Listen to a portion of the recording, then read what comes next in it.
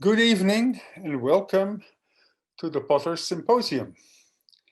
I am Sander van der Leeuw and I'm going to try and talk to you tonight about innovation and invention and the role they play both in ceramic studies but also in the studies of the environment, because I've been working on both. So let me start off, and so I will go and find the share screen. Here we go. And we go out of that and we go into this and we actually go into this. Right. So my talk is called Invention in Ceramics and the Environment. And I need to introduce it with a few words about myself. I left the Netherlands in 1985 after having done a thesis on the potter's point of view. And since then, I've only been back very few times. I've worked in the UK, in France, and the US.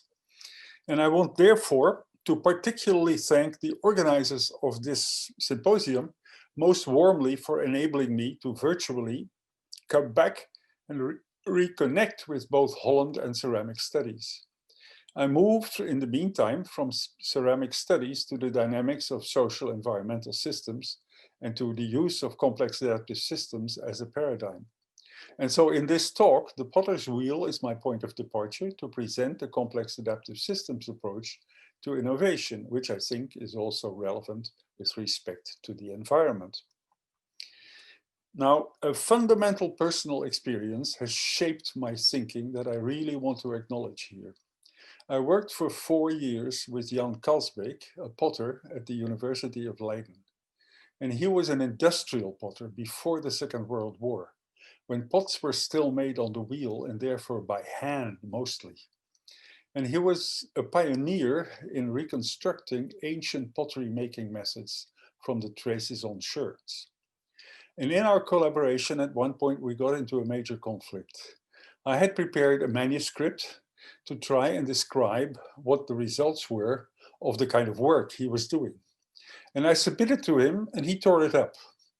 He was focused, that is what I began to realize at that point, he was focused on the recreation ex ante, the emergence of particular kinds of pots. I was focused on something else. I was focused on explaining the results of the ceramics. And so, in other words, it was a question of emergence versus origins. Future studies versus the studies of the past, the objects that had resulted from the creation. And so while he was thinking in terms of possibilities and probabilities, I was thinking in terms of causalities. And that conflict and my slow digestion of it led to my emphasis on the potter's point of view in my early work. But much later, it also shaped my ideas about invention in social environmental systems relative to the Anthropocene and the focus on complex systems as an approach. So let's get into some of this in a little bit more detail. Let's go first to what sort of was extant as ways of thinking when I began my work. In archaeology, the introduction of the potter's wheel was seen as a major innovation event. It was part of the typological approach, which was focused on identifying categories, on single events, and in many ways in archaeology, on finding kinds of groupings of material that could be put in the same shoebox. And that was replaced in the 70s by the new archaeology, which actually began to understand things as processes, systemic approaches, things like that. And so that led to identifying intermediate steps and not just seeing innovation as an event. In the 1980s, we questioned the way science looked at things. Post-processual archaeology separated our perception from what was thought to be reality. And at the same time, in parallel, outside archaeology, the distinction between invention and innovation was introduced. invention as the process of creating something new, and innovation as the process of introducing it widely in society. These involved very different processes, and that is what the focus came about.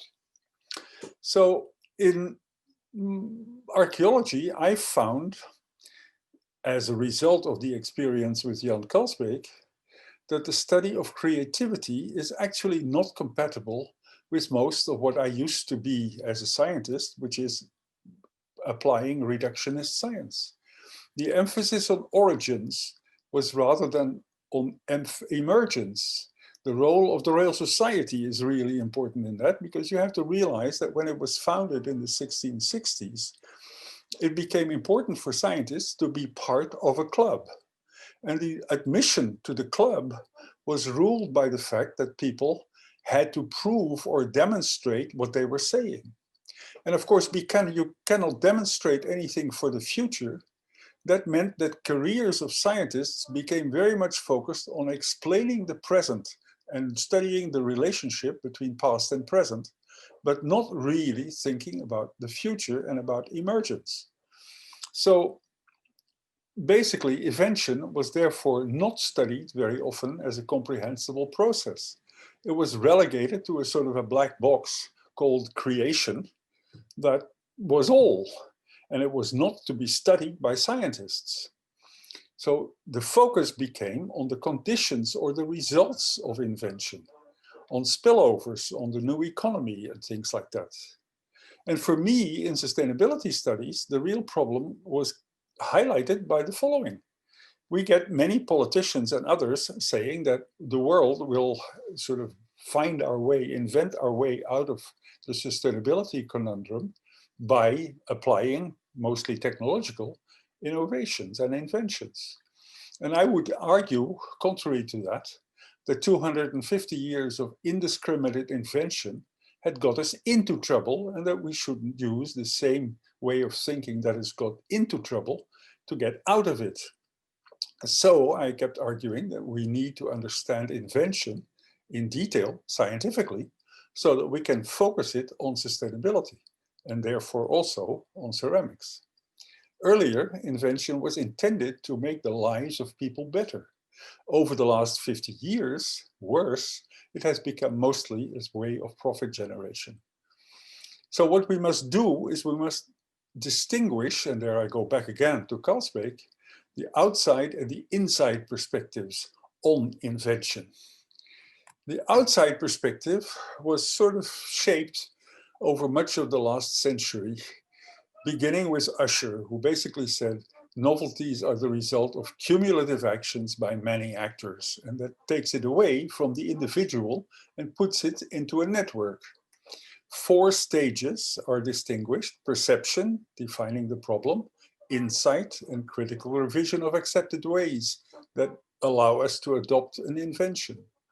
And the insight, the crucial phase, is determined by context and decision-making.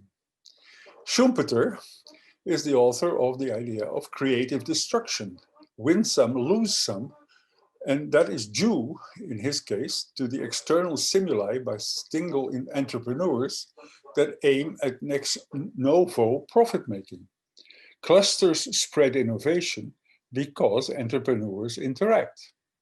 Rosenberg, a very important person in this whole story, looks at the pressures in complex technologies that create exploration in particular directions and create technological imbalances and compulsive sequences. Spillovers create new products. There's an emphasis on uncertainty and social process. And then we have here in Holland, of course, Bijker, who begins the whole tradition of the social construction of technology. Now, on the inside, things were different.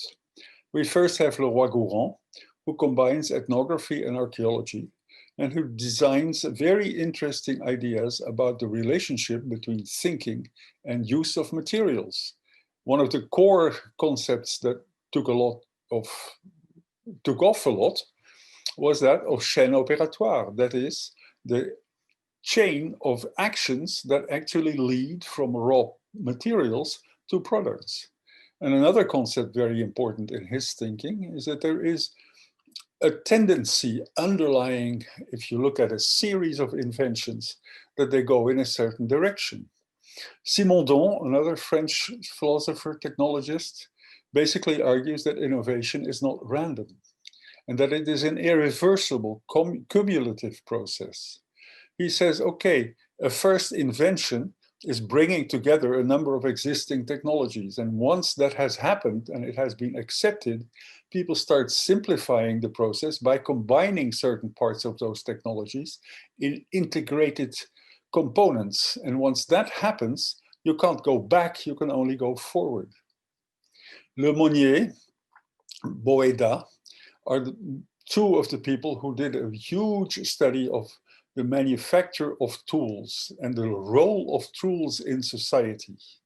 That took off, and many, many French archaeologists have actually looked at the manufacture of stone tools based on the remains and the traces found in excavations.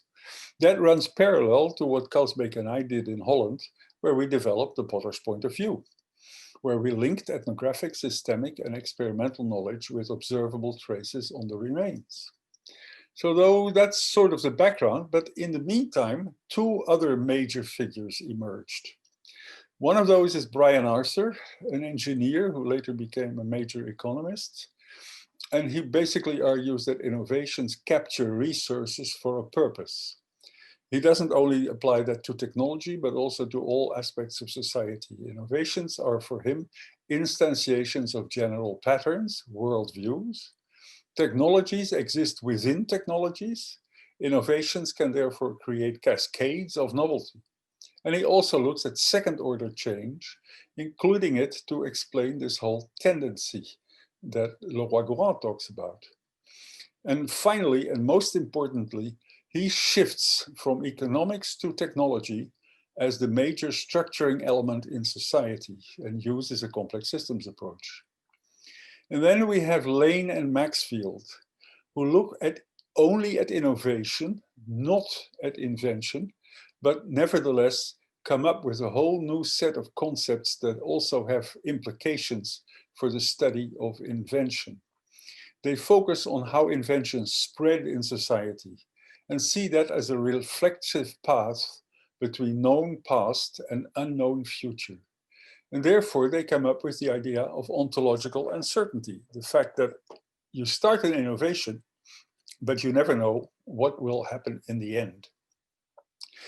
They accord a very important role to perceptions and decisions, and they see those as anchored by narratives that include both open and closed structures. They therefore also look at attributions of actors to other agents, and finally, in a major way, to look at the battle of networks that occurs when one tries to actually introduce an invention in society. So with all of that, I moved to the idea of human cognition as being the core of what needed to be investigated. And my thinking is as follows.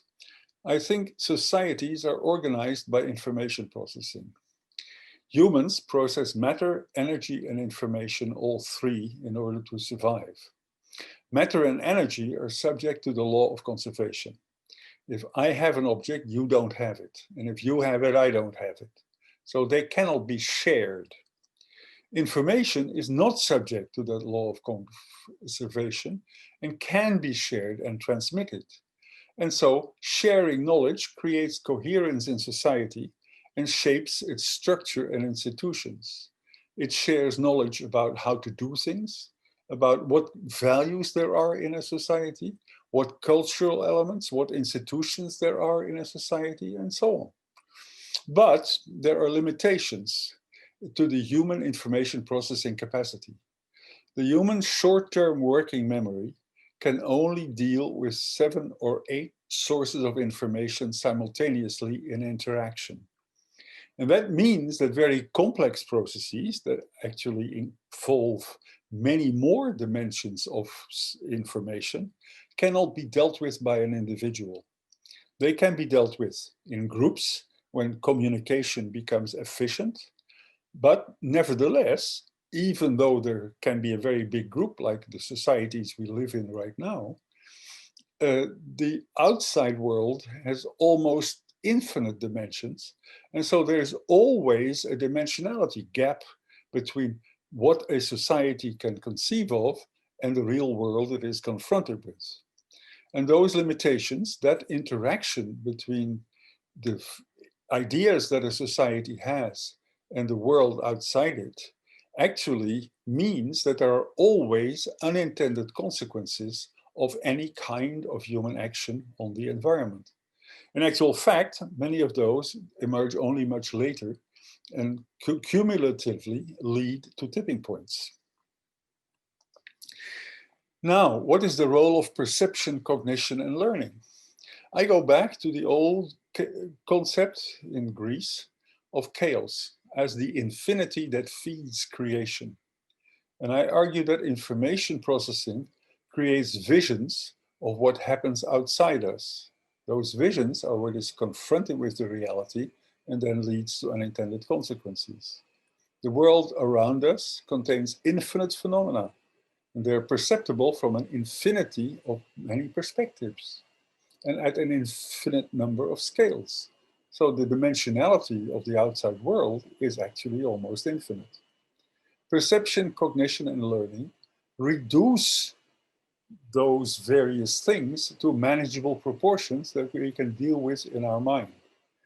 And that is a long process that moves from the unknown, that is those things we aren't even aware of, to the kinds of things we see as problems, which I call here the known unknown, and then to open and closed categories, and I'll get back to those in a little while, based on favoring certain cognitive dimensions and suppressing others.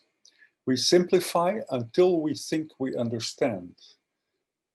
And the more we think we understand, the less we do understand, because in the process of gaining the understanding, we have actually changed the circumstances so much that our knowledge is no longer fully applicable to what we actually think we understand. So all of that is part of a perception and cognition cycle. Humans don't interact with the environment.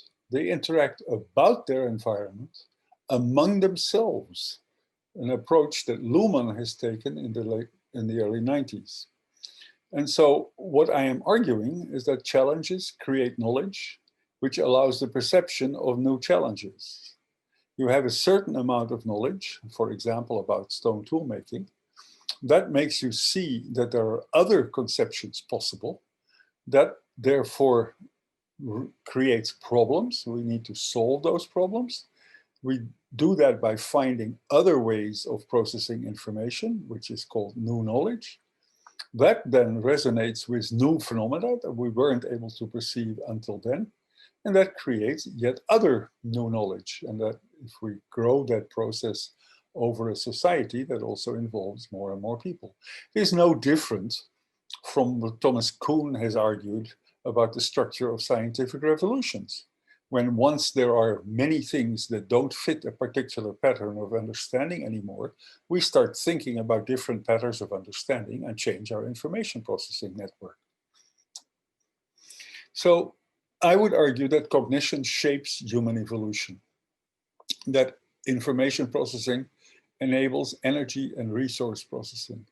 But at the individual level, that is the cycle I just described, and at the collective level, the main thing that is added to that is that we need more and more people, and that demands more energy, more matter, and so there is a growth of the whole system, which I would argue is a flow structure.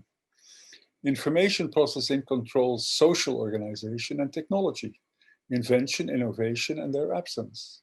And over the long term, the co-evolution of society, institutions, technologies, ideas, environments, and many other things. So it's not unlike the regulatory dynamics in genomics, but I can't talk about that now because that's only beginning on my horizon as a study, and I will work on that over the next few years. So how is that process of gaining knowledge actually working?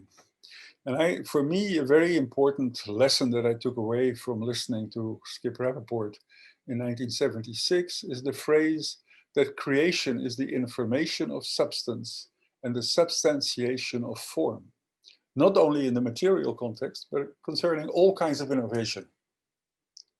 Okay. It transforms undefined phenomena into defined known ones in 2 steps, from open to closed categories. All human context interactions go through the cognitive filter. It begins with pattern recognition. If we don't know at all what we're facing, we try and find similarities between the various phenomena, and they give us a basis for beginning to interpret and hypothesize about those phenomena. And that is the beginning of understanding. In that process, we have 2 interactions: from the outside towards the mind. Sorry.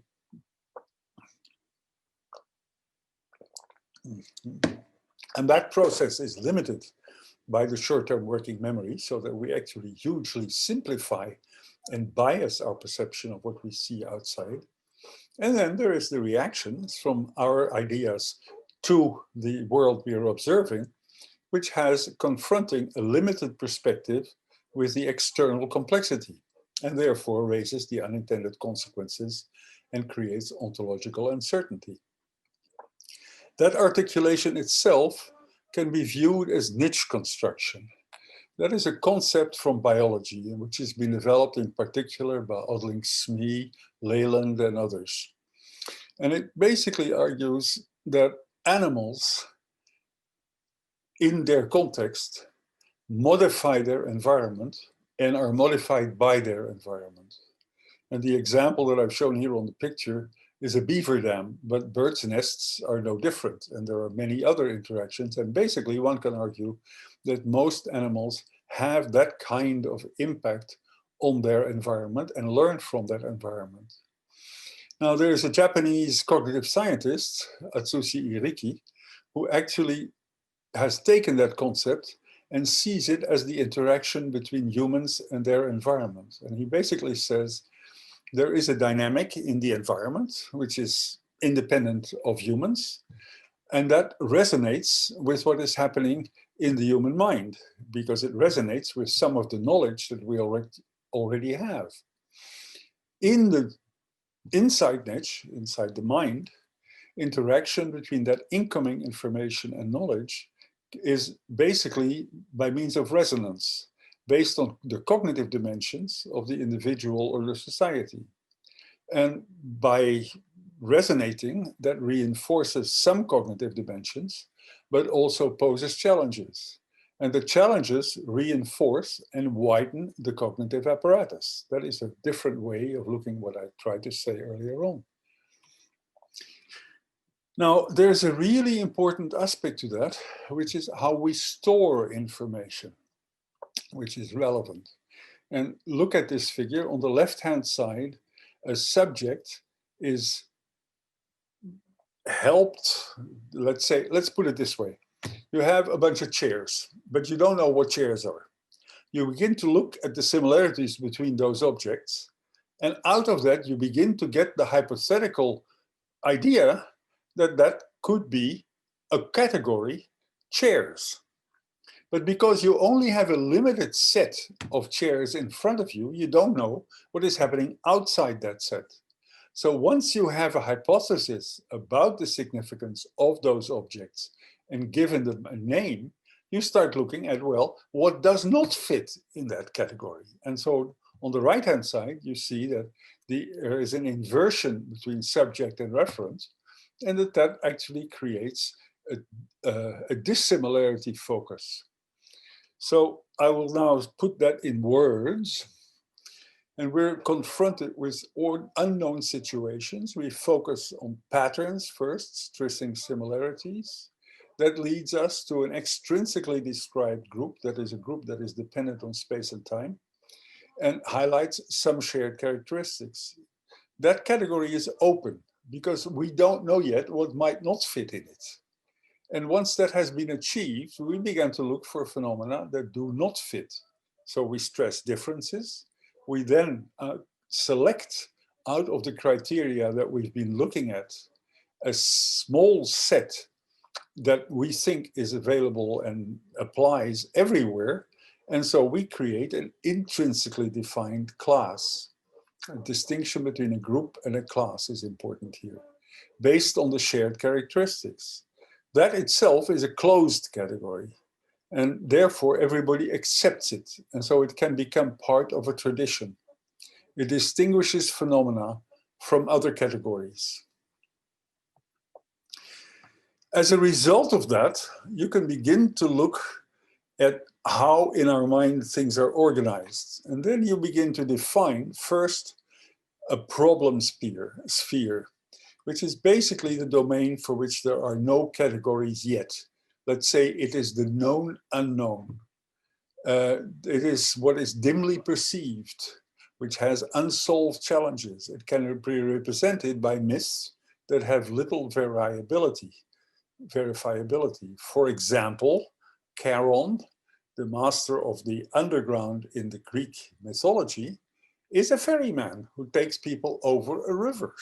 That is not verifiable, but it is nevertheless an explanation. So this is a problem sphere.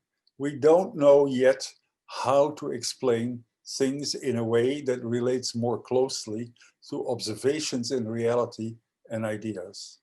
The second one is the possibility sphere, which consists of the open categories.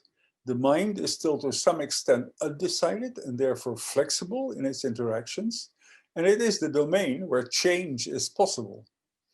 And then finally, we have the certainty sphere, which is made up of the closed categories. It ensures that a group, a person, or a society knows exactly what is what and has fixed ideas about how to proceed. Those ideas anchor a tradition in ceramics. And particularly the balance between 2 and 3 determines the flexibility of that transition. Now we have invention, which changes tradition and environment. In a tradition, interaction has created a specific fixed way to process information, matter and energy. And I could take the term, but I won't explain that here now, of a dissipative flow structure, which was invented by Prigogine in 1980. It results in a material and energetic niche in which human actors operate in particular ways. To create that niche, they process information in a specific way, and they continue processing it in that way as long as they actually feel inside the niche. But you can think of the transition between hunter-gatherers and cultivation, herding, for example. They have very different ways of being, handling their environment, handling energy, where they derive it from, how they actually behave, and so on and so forth. Different actors in such a niche perceive and exploit it differently. Culture, choice, networks, context, all impact on that, you can imagine. If you look at how Chinese people look at us and we look at Chinese people, you can actually see some of those differences. The material and energetic qualities of the niche constrain invention, but invention can change the information processing structure, and thus the niche. So from the outside to the inside, you constrain invention, you can't change much, but from the inside outside, you can actually change a lot. The trajectory is path dependent and the outcome is ontologically uncertain. We talked about that. And in particular, I want to emphasize that narratives are playing a huge role in anchoring traditions. And that is a topic that I don't think we have sufficiently deepened out yet. So let's look at invention as an articulation between past and future. You remember the Roman god Janus, who looks both forward and backward. I would argue that narratives link past, present, and future, that the interaction between the fictional expectations, the imagined future of people, and the reality, that is the known past, drive behavior. It can drive economies up as well as down, and societies to peace or war, trust or distrust. And all of that is hinging on the proportion of closed and open categories. If you have many closed categories, you actually stay in the same perspective. But if you have many open categories, the perspective can very quickly flip from up to down, from peace to war, or from trust to distrust. Because the uncertainty, if you have open categories, uncertainty actually plays a much more important role. And that interaction is part of our cultural system. Individuals create and permanently review their imagined futures and fictional expectations. They test them against reality. One of my questions is, do other cultures do this differently? Because not all cultures have such an explicit sense of future as ours does. So then we get to the question of, well, invention and innovation, when do they happen? Why do they happen? I would argue that as information processing structure becomes inadequate, that is no longer dealing effectively with the reality in which a society or an individual finds him or herself, then you actually get changes in that information processing structure. So you get a temporary incapacity of information processing to deal with the changed circumstances in environment, in society, in technology. And that means that if the society is not going to fall apart, information processing needs to adapt. That is where we are with respect to the sustainability crisis. Why does it happen? I would argue that it generally happens because the information processing structure itself has changed the environment. Look at it in our present society. We have a particular way of gathering material and thinking from all over the world. That has completely changed the world. And that is one reason why we now need to change our information processing. So the structure based on limited dimensionality affects a reality of infinite dimensionality. Unintended consequences lead to tipping points. The sustainability crisis is a very good example of that. And the more we learn and think we know, the less we know because we have changed the context. I already mentioned that a moment ago.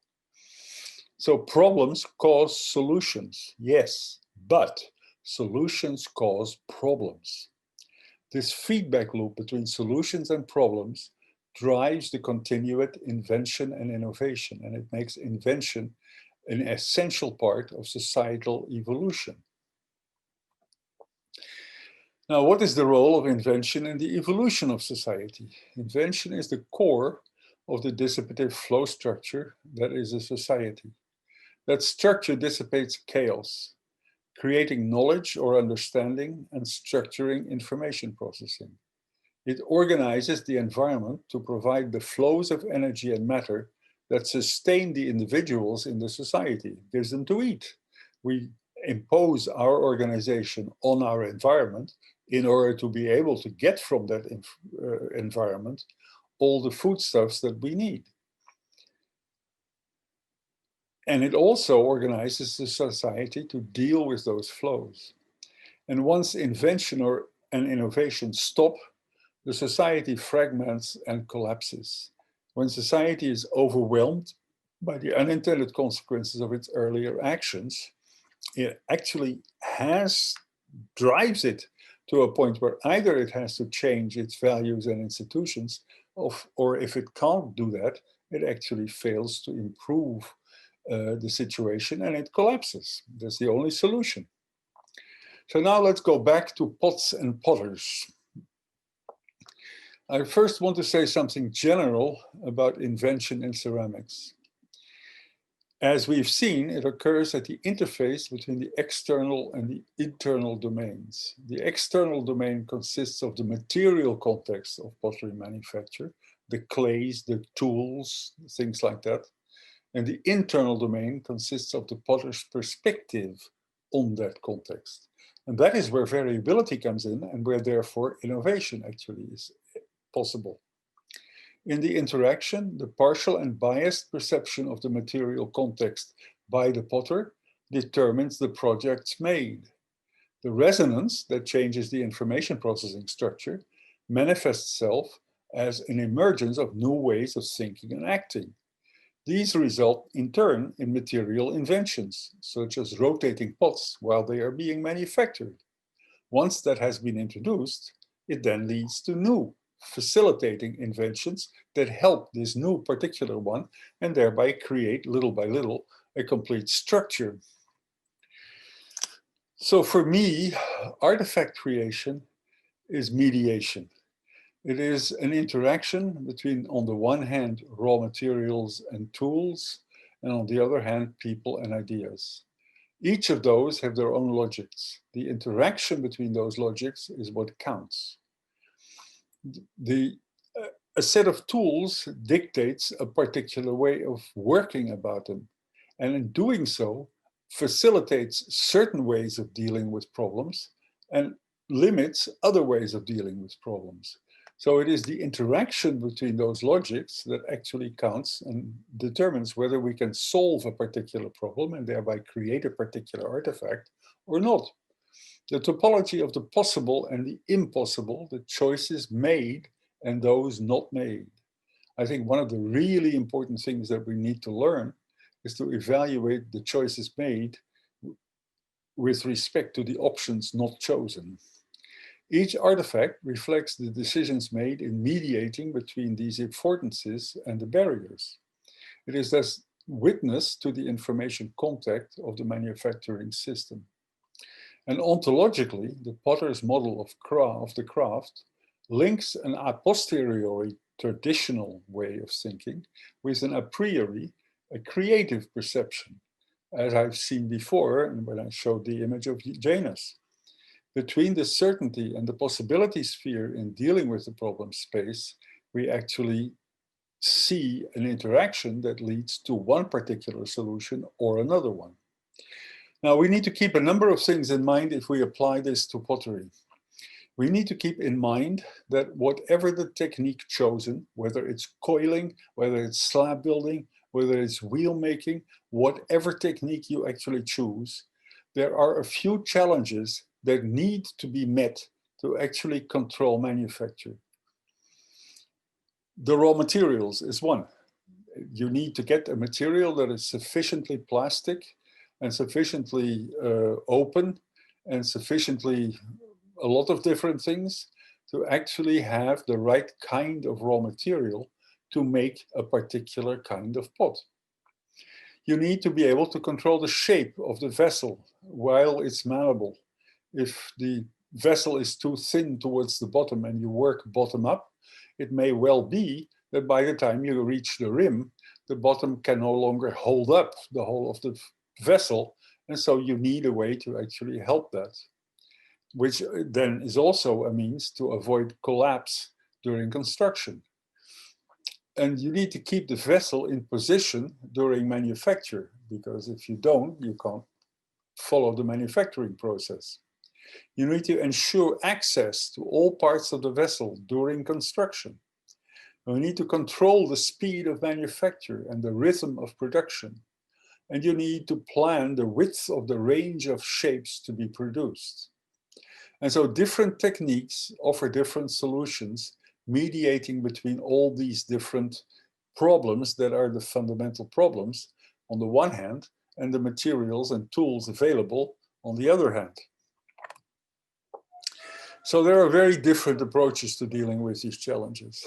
As you can see in the first image to the left, a tiny little rotating thing that cannot really rotate with any speed is used to create the rim of a pot, and then the whole rest of it is left in a chaotic state.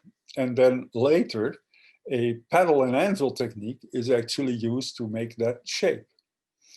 In the second image, you see somebody who is creating a rim on a bottom of a pot that is placed upside down. And thereby she has sort of a part mold and she begins to do that. The second stage of what she does is she takes a big lump of clay and puts that on a similar kind of pot. And then later she actually brings with a hammer and anvil these two together and actually finishes the pot. I can't I don't have too many images, so I can't give you the whole process sequence, but I have published those somewhere else. Then we have, in the same island, in the same time, two completely other different ways. Here is a potter, a man for the exceptional case, who actually has a tiny little wheel. It's not really a wheel, it's more like a turntable, and who turns that around and thereby creates the basic shape of his pot, and in particular his rim. He then takes it away and puts it in sort of a container shape base, and then starts using a paddle and anvil to actually build it all out to the shape that he ultimately wants. In the Dumaguete case, on the right-hand side, you see yet another way of doing it. You actually shape the whole rim part, the whole top part, and then the whole bottom part on a pot that is upside down on an axle, and that can actually turn more or less like a wheel. And that makes it possible to control the shape because it is over a mold, and at the same time have the rotation controlled.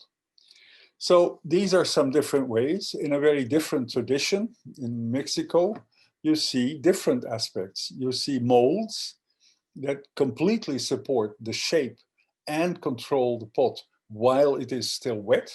And so you don't have any wide range of possible shapes that can be made. The same is on the right-hand side, but then for open shapes like bowls and things like that.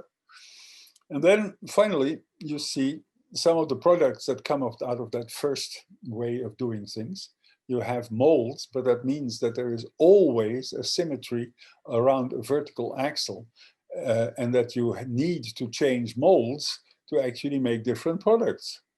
And the same thing goes for these open products that are all made over a mushroom mold. So we go to a next village, and there suddenly the molds are differently used.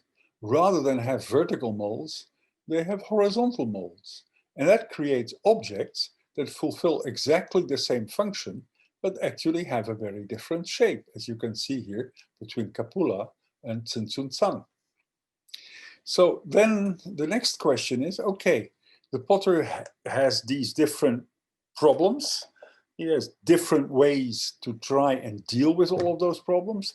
Now, what happens in the mind of the potter as she is going through the whole process of manufacture? And what is important is that the potter does not consciously have all the zillion aspects of the manufacturing system in a conscious mind all the time. The potter passes from one phase to the next and keeps most of the potential variables of that phase in mind, as well as a few general ones.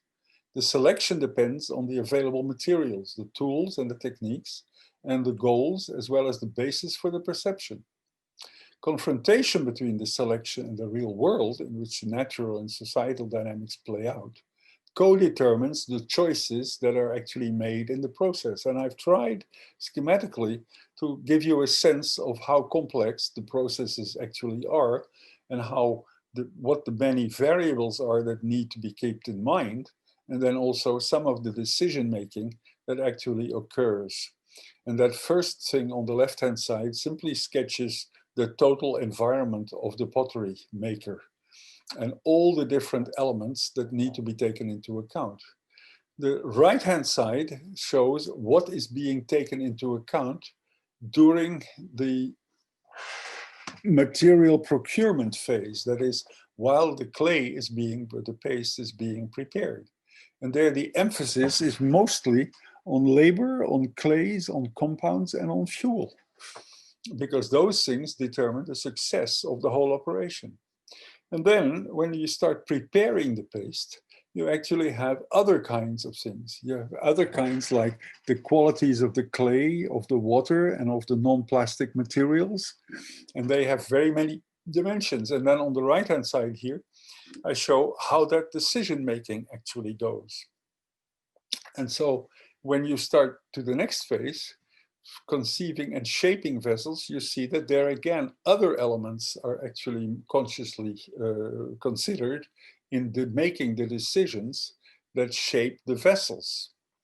And again, the same thing for decision making in this case, for decoration. What are the various kinds of decisions that come into play if you actually have to decide on what you're going to decorate and how you're going to do it?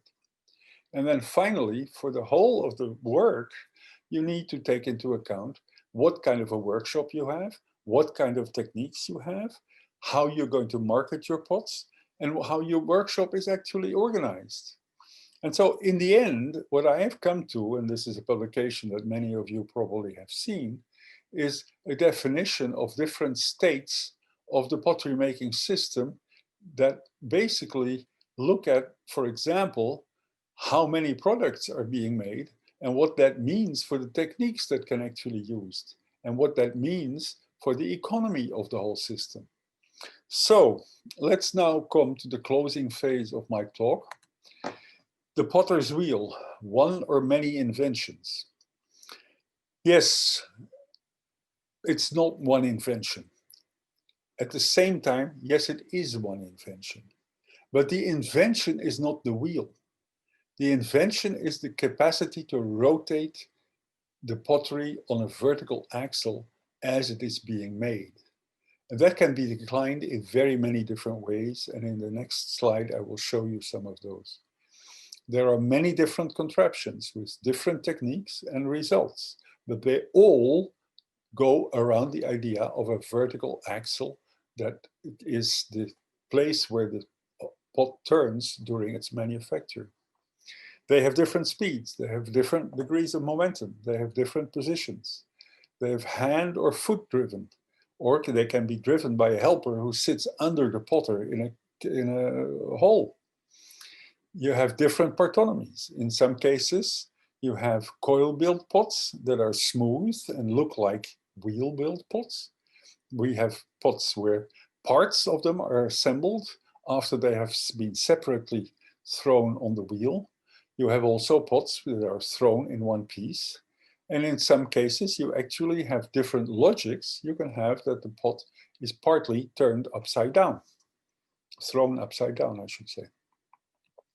So some of the building blocks are all these various things. And the important one is the lower right-hand side, where you actually see how, in fact, the potter turns around the pot. And the big invention here has been that we have the pot turning and the potter sitting stable or standing stable and not moving. And so that means that if we now want to sort of begin to integrate those various sort of ways of making pots, we get to the evolution from a tournette to a potter's wheel, which is being clearly constructed after the fact and is not complete in many places of the world. But the fundamental inventions that have been made to actually improve the handling are the ease of handling, because the pot rotates rather than the potter, the improvement of stability and rotation by increasing the efficiency of how the axle is actually fixed in the ground or in something else, control over speed and momentum, increasing vessel size and range of products. On a wheel, you can actually make a much wider range of products than in a mold, as you have seen before. And finally, adapting to the human body shape and function. You see some people sitting on the ground, you see some people sitting on a seat. If that is the case, then there is a difference. There's two wheels, one for the feet and one for the hands, and the one for the feet accelerates the whole thing. And then finally, you see the introduction of an electric motor.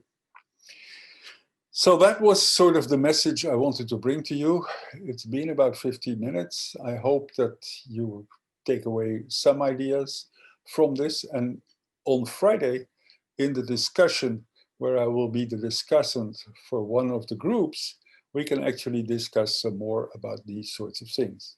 And if you want more material, here are 4 books that I've contributed to or written, and that actually summarize most of my ideas about all of this. Thank you very much indeed.